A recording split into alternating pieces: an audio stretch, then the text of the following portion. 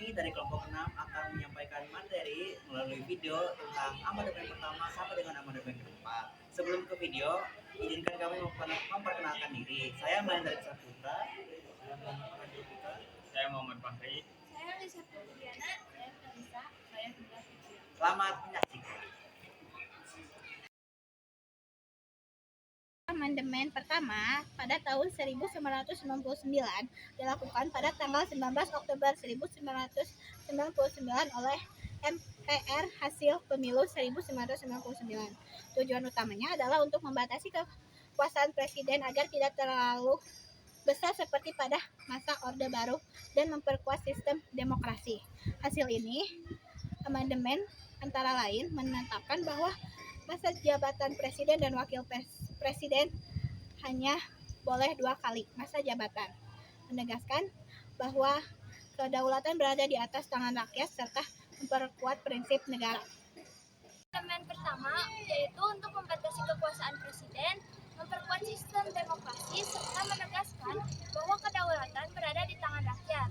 Selain itu, amandemen ini bertujuan untuk menegaskan kedaulatan rakyat serta memperkuat dasar hukum pelaksanaan pemerintah sesuai prinsip demokrasi dan hak asasi manusia. Dampak setelah amandemen pertama, masa jabatan presiden dibatasi maksimal 2 periode. Kekuasaan presiden tidak lagi bersifat mutlak seperti sebelumnya. Sistem pemerintahan menjadi lebih terbuka dan demokrasi, serta membuka jalan bagi perubahan-perubahan besar dalam struktur ketenagaraan Indonesia. Nah, yang kedua adalah amandemen kedua pada tahun 2000. Dilakukan pada 18 Agustus dengan tujuan untuk menyempurnakan sistem pemerintahan daerah dan menjamin hak asasi manusia. Dalam perubahan ini ditambahkan tentang hak asasi manusia pada pasal 28A sampai 28J yang memuat hak-hak dasar negara seperti hak hidup, hak berpendapat, dan hak berpendidikan.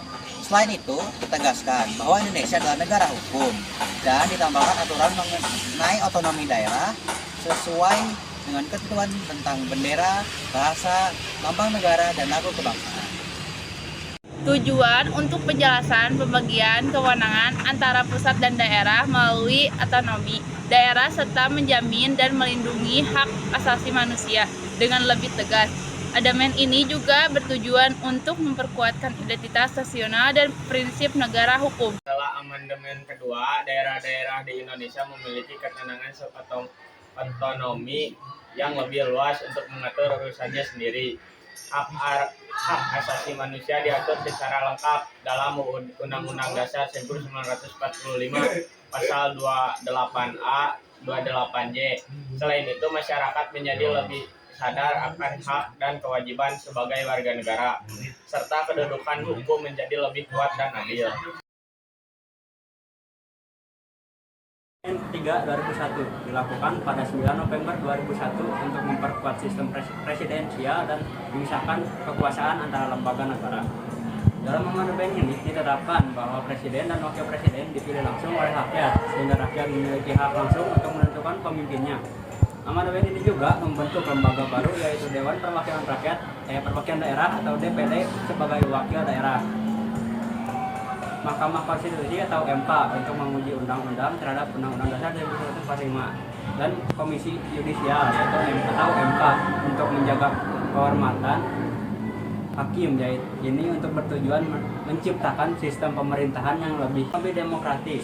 Amandemen ketiga adalah untuk memperkuat sistem presidensial dan meningkatkan partisipasi rakyat dalam pemerintahan dengan cara pemilihan presiden dan wakil rakyat presiden secara langsung oleh rakyat sendiri. Juga untuk memperjelas pemisahan kekuasaan antara lembaga negara serta menciptakan lembaga baru seperti DPD agar tidak terpusat pada satu lembaga saja. Setelah amandemen ketiga, rakyat memiliki hak langsung memilih presiden dan wakil presiden. Lahir lembaga-lembaga baru seperti Dewan Perwakilan Daerah atau DPD, Mahkamah Konstitusi atau MK, dan Komisi Yudisial. Hal ini membuat pemerintah menjadi lebih demokratis, transparan, dan akuntabel, serta mencegah terjadinya penyalahgunaan kekuasaan. Amandemen keempat, yaitu pada tanggal 10 Agustus tahun 2002.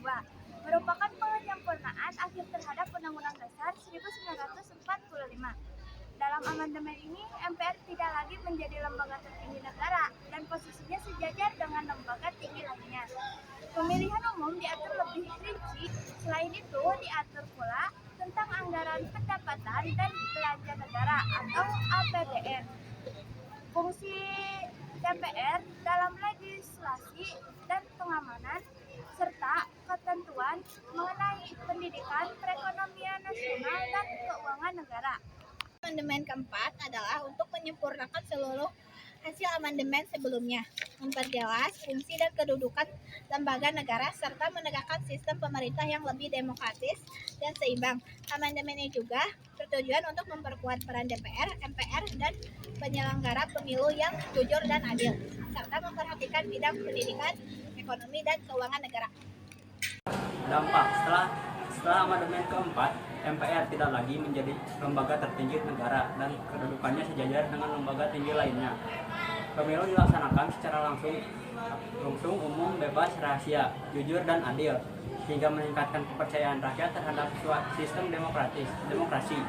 Selain itu, muncul aturan yang lebih jelas mengenai APBN, pendidikan nasional, dan ekonomi rakyat, sehingga sistem pemerintahan menjadi lebih transparan dan adil dan berorientasi pada kesejahteraan rakyat.